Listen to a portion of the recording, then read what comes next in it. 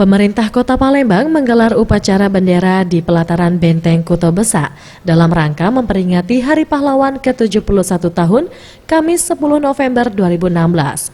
Upacara yang diawali dengan pengibaran bendera merah putih dan diikuti seluruh jajaran staf Pemkot Palembang, para veteran, serta Wali Kota Palembang Harnojoyo memimpin langsung jalannya upacara.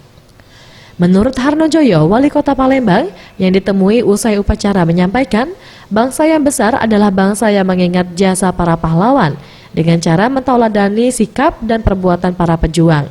Dan untuk generasi muda saat ini diharapkan secara bersama membangun dan berjuang seperti semangat para pahlawan agar negara Indonesia ke depan lebih baik dan masyarakatnya lebih sejahtera.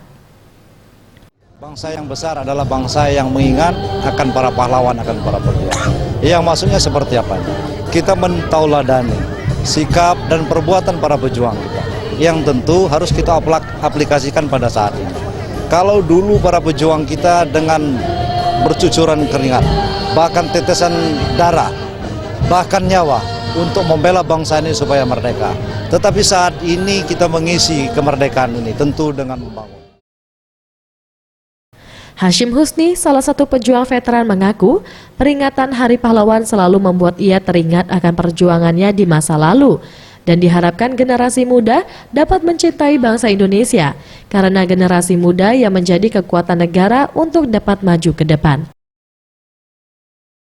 Untuk generasi muda tentunya kita cintai bangsa, kita bangga dengan sebagai anak bangsa yang merupakan satu-satunya kekuatan yang harus kita bangkitkan untuk membangun bangsa ini di masa-masa yang akan datang. Mega Dwi Handayani, Maulana Yusuf, Sriwijaya TV.